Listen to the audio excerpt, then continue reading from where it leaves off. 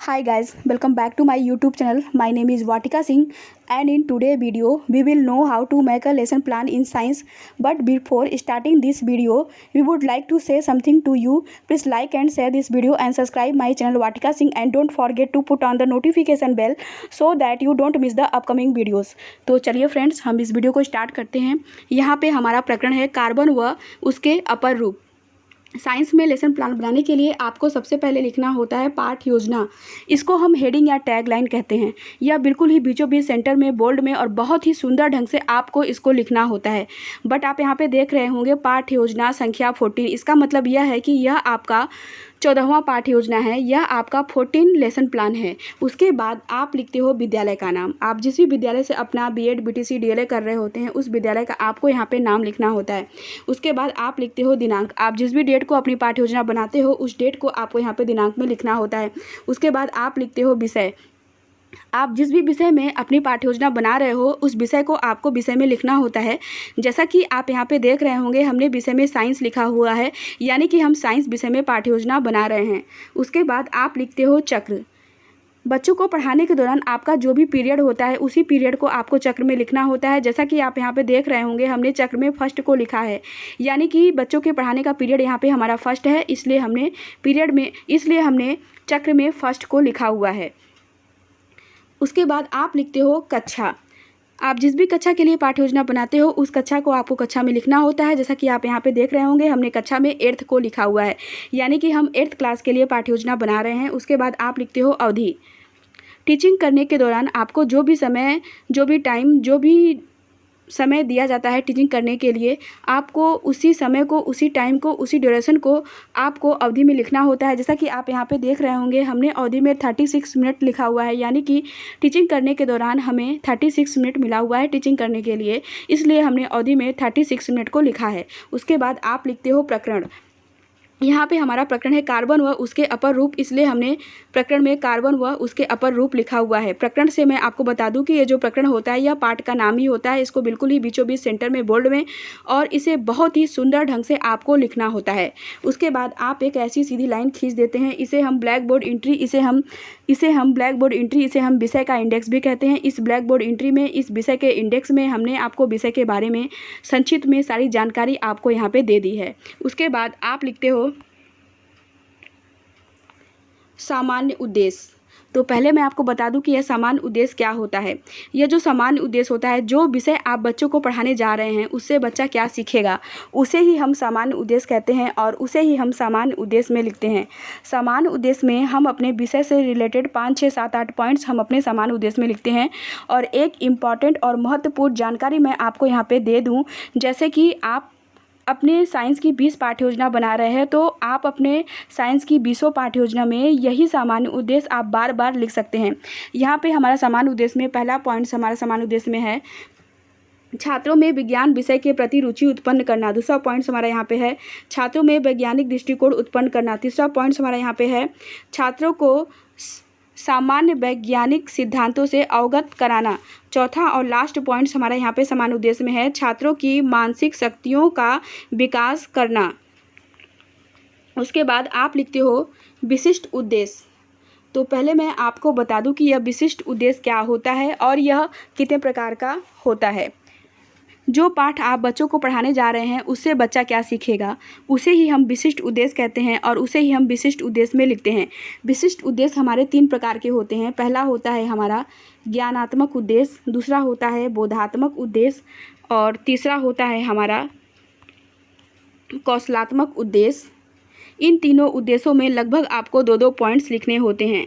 तो यहाँ पे हमारा ज्ञानात्मक उद्देश्य में पहला पॉइंट्स हमारा ज्ञानात्मक उद्देश्य में है छात्रों को कार्बन व उसके अपर रूपों का प्रत्याशमन कराना। दूसरा पॉइंट्स हमारे यहाँ पे है छात्रों को ग्रेफाइट तथा हीरे में अंतर करना सिखाना।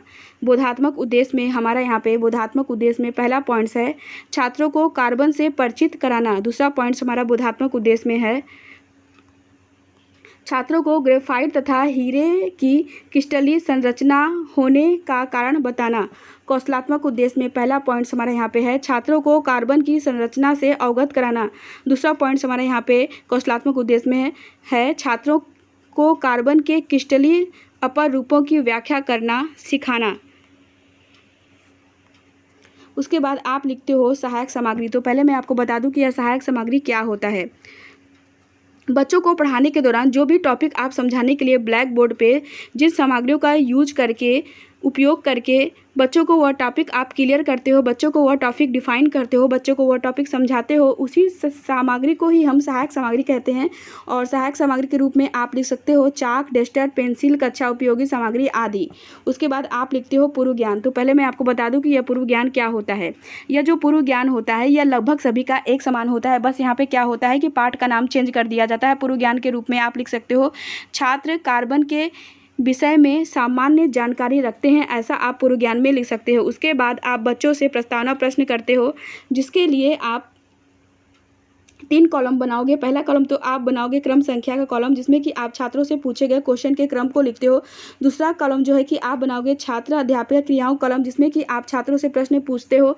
तीसरा और लास्ट कॉलम जो है कि आप बनाओगे छात्र छात्रा अनुक्रिया का कॉलम, जिसमें कि छात्र आपके पूछे गए क्वेश्चन के आंसर को देंगे। तो यहाँ पे हमारा पहला क्वेश्चन छात्रों से है,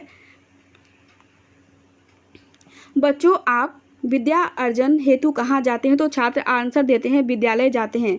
दूसरा क्वेश्चन यहाँ पे हमारा छात्रों से है, विद्यालय में किन किन चीज़ों का प्रयोग पढ़ते समय करते हैं? तो छात्र आंसर देते हैं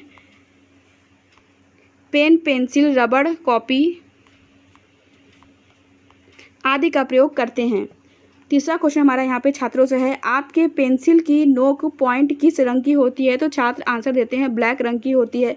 चौथा क्वेश्चन हमारा यहाँ पे छात्रों से है, काले रंग की नोक क्या होता है? तो छात्र आंसर देते हैं समस्यात्मक। यानी कि चौथे क्वेश्चन का आंसर छात्रों को नहीं पता है, काले रंग की नोक के बारे में छात्रों को कोई नॉलेज, कोई जानकारी नहीं है। उसके बाद आप लिखते हो उद्देश्य कथन। उद्देश्य कथन में आप लिख सकते हो, बच्चों आज हम कार्बन व उसके क्रिस्टलीय अपर रूपों का अध्ययन करेंगे, ऐसा आप उद्देश्य कथन में लिख सकते हो। उसके बाद आप लिखते हो प्रस्तुतिकरण। प्रस्तुतिकरण में यहाँ पे कुछ नहीं लिखा हुआ है, बट आप प्रस्तुतिकरण में एक लाइन यहाँ पे लिख सकते हो, अध्ययन अध्यापन की दृष्टि से पाठ को 2 पार्ट्स में डिवाइड किया जाता है, ऐसा आप प्रस्तुतिकरण में लिख सकते हैं। उसके बाद आप व्याख्या करते हैं, जिसके लिए व्याख्या करने के लिए आप 4 कॉलम बनाएंगे। पहला कॉलम आप बनाएंगे शिक्षण बिंदु का कॉलम, जिसमें कि आप लिखोगे कार्बन। दूसरा कॉलम आप बनाओगे छात्राध्यापिका क्रियाओं का कॉलम, जिसमें कि आप व्याख्या करोगे। तीसरा कॉलम जो है कि आप बनाओगे छात्र छात्रा अनुक्रिया का कॉलम, जिसमें कि आप लिखोगे सभी विद्यार्थी ध्यानपूर्वक व्याख्या को सुनेंगे।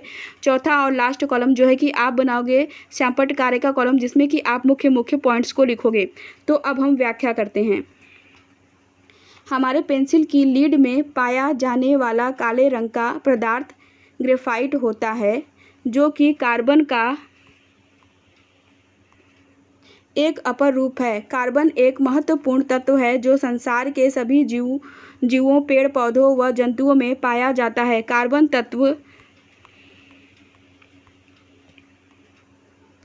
तत्व का प्रतीक C है। कार्बन शब्द लैटिन भाषा के कार्बो शब्द से बना है, जिसका अर्थ कोल होता है। पेंसिल में पाया जाने वाला ग्रेफाइट कार्बन के 3 परमाणु से जुड़ा है। ये C परमाणु षष्ठकोणीय संरचना बनाते हैं। ग्रेफाइट भूरे रंग का मुलायम एवं चिकना पदार्थ है। इसका गलनांक 3700 डिग्री सेल्सियस होता है। यह विद्युत का सुचालक है। यह O2 से जलकर CO2 गैस बनाता है। कार्बन सजीव संसार की संरचना में केंद्रीय तत्व की भूमिका में होता है। निर्जीव पदार्थों में C मुक्त या यौगिक रूप से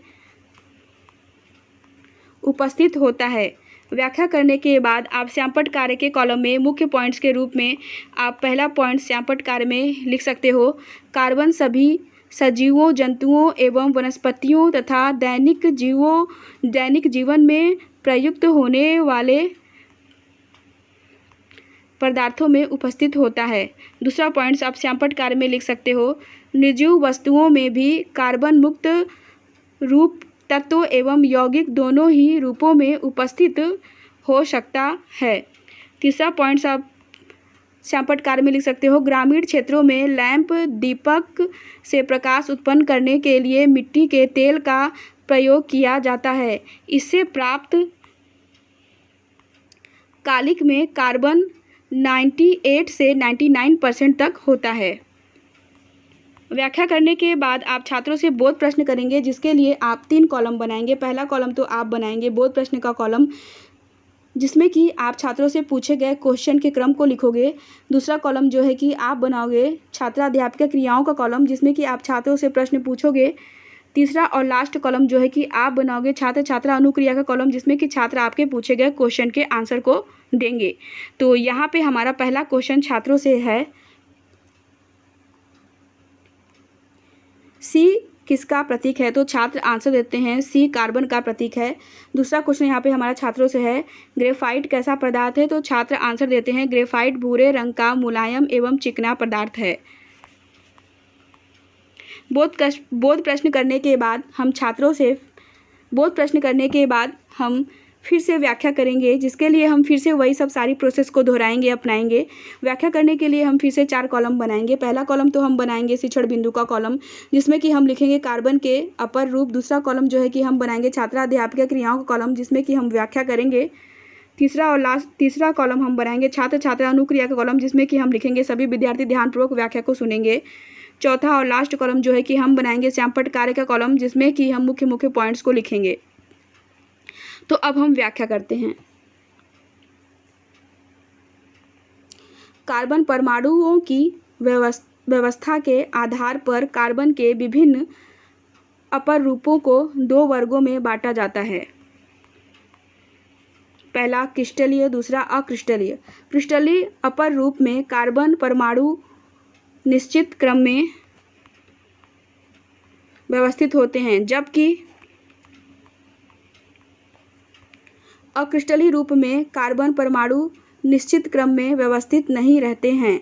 कार्बन के क्रिस्टलीय अपर रूप में हीरा, ग्रेफाइट तथा फुलरिन आदि आते हैं। कार्बन के अक्रिस्टलीय अपर रूप में चारकोल, काजल, कोल तथा कार्बन गैस आदि सम्मिलित हैं।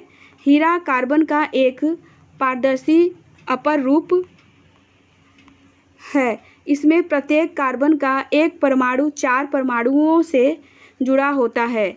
यह कठोरतम प्राकृतिक पदार्थ है। इसका उपयोग कांच काटने एवं धातुओं को छेद करने तथा हीरे के आभूषण बनाने में किया जाता है। व्याख्या करने के बाद आप श्यामपट्ट कार्य के कॉलम में मुख्य पॉइंट्स के रूप में आप श्यामपट्ट कार्य में पहला पॉइंट्स आप लिख सकते हो, ग्रेफाइट कृत्रिम रूप से कोक कार्बन का एक अक्रिस्टलीय रूप को विद्युत भट्टी में गरम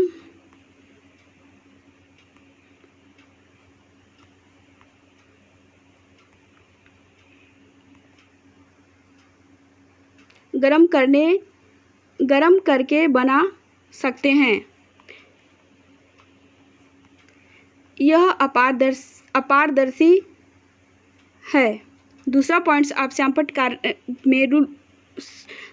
जो है कि आप श्यामपट्ट कार्य में लिख सकते हो, अत्यधिक उच्च दाब तथा ताप पर ग्राफिक को हीरे में परिवर्तित किया जा सकता है। तीसरा पॉइंट्स आप श्यामपट्ट कार्य में लिख सकते हैं आप। तीसरा पॉइंट श्यामपट्ट कार्य में कांच काटने के कटर तथा अन्य कई औजारों में प्रयुक्त हीरे तथा ग्रेफाइट से बनाए जाते हैं। चौथा पॉइंट्स आप श्यामपट्ट कार्य में लिख सकते हैं, हीरा कठोरतम प्राकृतिक पदार्थ है। व्याख्या करने के बाद आप छात्रों से बोध प्रश्न करते हैं, जिसके लिए आप 3 कॉलम बनाएंगे। पहला कॉलम आप बनाओगे बोध प्रश्न का कॉलम, जिसमें कि आप छात्रों से पूछे गए क्वेश्चन के क्रम को लिखोगे। दूसरा कॉलम जो है कि आप बनाओगे छात्राध्यापिका क्रियाओं का कॉलम, जिसमें कि आप छात्रों से प्रश्न पूछोगे। तीसरा कॉलम जो है कि आप बनाओगे छात्र छात्रा अनुक्रिया का कॉलम, जिसमें कि छात्र आपके पूछे गए क्वेश्चन के आंसर को देंगे। तो यहाँ पे हमारा पहला क्वेश्चन छात्रों से है, हीरा कार्बन का कैसा अपर रूप है? तो छात्र आंसर देते हैं क्रिस्टलीय अपर रूप है। दूसरा क्वेश्चन यहाँ पे हमारा छात्रों से है, हीरे का उपयोग बताइए। तो छात्र आंसर देते हैं हीरे का उपयोग कांच काटने में तथा धातुओं में छेद करने एवं आभूषण निर्माण में किया जाता है। उसके बाद आप छात्रों को गृह कार्य दोगे। गृह कार्य के रूप में आप छात्रों को दे सकते हैं। बच्चों, आप कार्बन तथा इसके अपर रूप का चार्ट बनाकर लाएंगे। ऐसा आप गृह कार्य छात्रों को दे सकते हैं।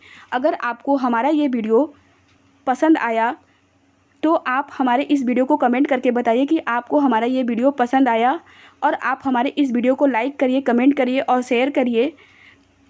और मैंने इस पाठ्य योजना की लिंक डिस्क्रिप्शन बॉक्स में दे रखी है। वहाँ पे मैंने आपको ब्लॉगर लिंक, ट्विटर लिंक और ड्राइव लिंक, तीनों लिंक इस पाठ्य योजना की दे रखी है। आप वहाँ से इस पाठ्य योजना की लिंक को डाउनलोड करके पाठ्य योजना को देख सकते हो। पाठ्य योजना में अगर आपको कोई भी दिक्कत, कोई भी प्रॉब्लम होती है, या आपको पाठ्य योजना से लेके कोई भी क्वेश्चन मुझसे पूछना हो, तो आप कमेंट सेक्शन में मुझसे क्वेश्चन पूछ सकते हैं, और आपका मैं पूछे गए क्वेश्चन के आंसर को मैं कमेंट सेक्शन में आपके क्वेश्चन के रिप्लाई को दूंगी। अगर आपने हमारे चैनल को सब्सक्राइब नहीं किया है तो अभी भी आप हमारे चैनल को सब्सक्राइब कर सकते हो, ताकि मैं जब भी कोई नया वीडियो अपलोड करूंगी तो उसकी नोटिफिकेशन, उसकी अपडेट आपको जल्द ही मिल जाएगी, जिससे कि आप हमारे किसी भी नए वीडियो को मिस नहीं कर पाएंगे। तो हम आपसे फिर से मिलते हैं अपने नेक्स्ट वीडियो के साथ।